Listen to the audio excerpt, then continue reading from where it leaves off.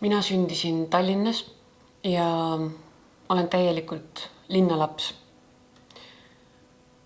Aga mul oli õnneks võimalusi lapsepõlves maal käia, maale sattuda. Minu vanatädi elab Kivielis ja tal oli maja ümber suur mets ja maja ees suured põllud. Ja ma ootasin tohutult igal suvel talle külla minemist.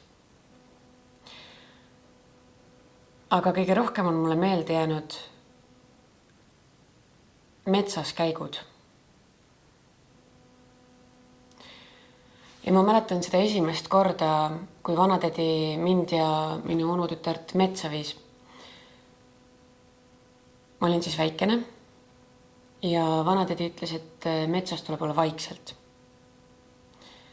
Sest siis võib hakata imesid juhtuma. Ja niimoodi me jalutasime pikalt vaikuses, kuni üks hetk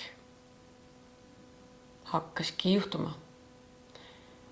Me nägime väga lähedalt metskitsi ja mõne aja pärast ka metssigu.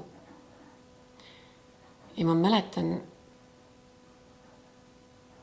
seda tunnet, mis minus tekkis.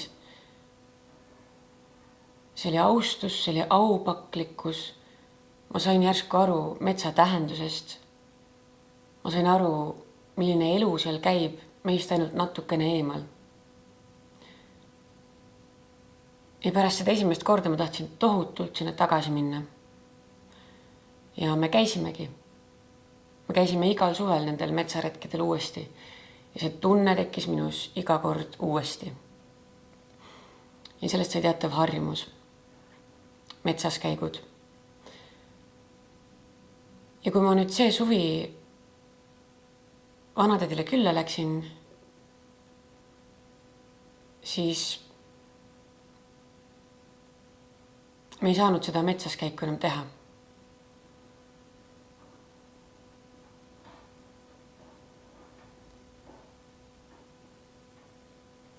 Seda metsa ei ole enam.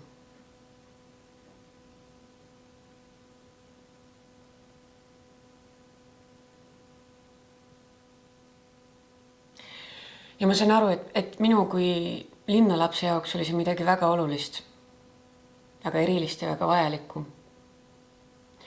Ja mul ei olegi muud soovi kui ainult see, et minu tulevastel lastel oleks selline metsa imevõimalus, nagu minul oli.